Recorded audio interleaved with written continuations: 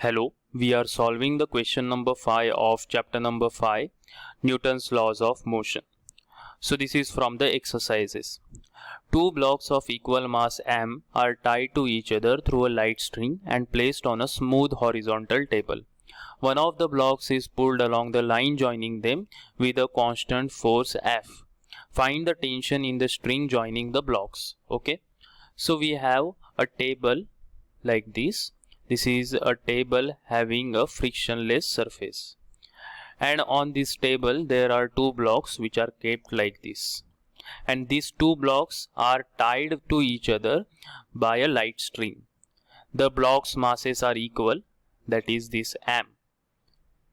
Now what I have to find out is the tension between the tension in the string which is tying these two masses together. Now this capital F force is applied on one of the masses. Okay, so this is the first block M and this is the second block.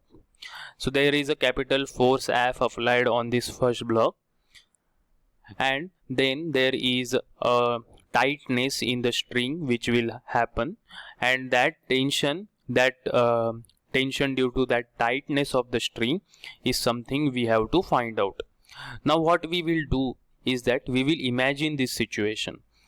So how to solve this problem is, look at it like this. Suppose I am keeping a mass m here like this, and the system is like this overall, and if I apply a force of F on this mass m, then what will happen? This string will become tight, and this mass m will pull that string towards itself. So this mass m is pulling this string towards right, but now the string will also pull the mass m towards left because of Newton's third law of motion. For every action there is equal and opposite reaction.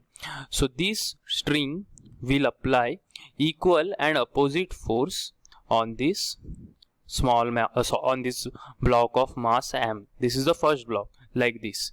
So here there will be a leftward force which is acting on the block m, and in free body diagram we only include the forces acting on the body, not by the body.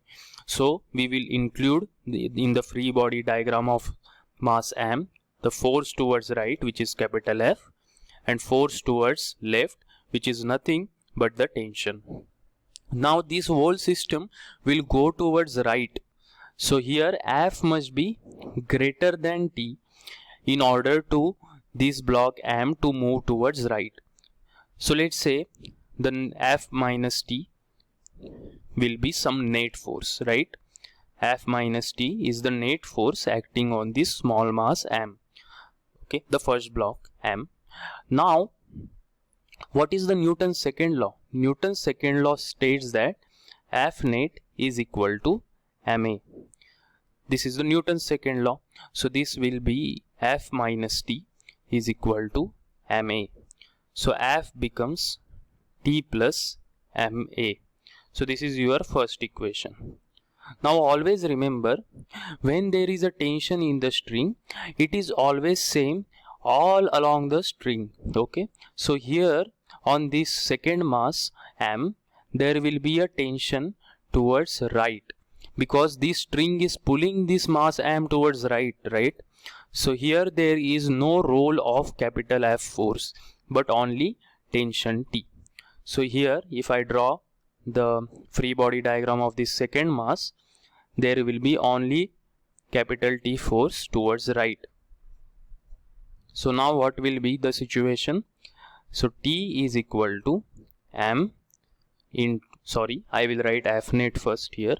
Okay, now what will happen if this whole system is accelerating towards right?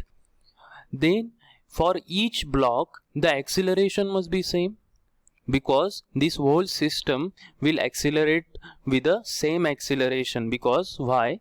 It is connected by a string which is tightly taut tightly. Okay, and these two blocks will move with the same acceleration. If they are not moving with the same acceleration, that means the string which is attached or string is not maybe it is a slack string. For example, this first block is accelerating slowly and the second block is accelerating fast, then there will be a slack. There will be no tension in between these two blocks. So the accelerations of these two blocks must be same. So T is equal to F net is equal to ma. Now T is equal to ma. So we got the tension T is equal to ma.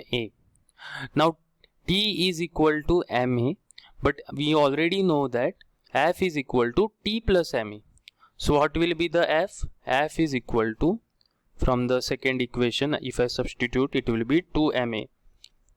Okay, but ma is nothing but the tension, so 2T is equal to F, so T will be F by 2.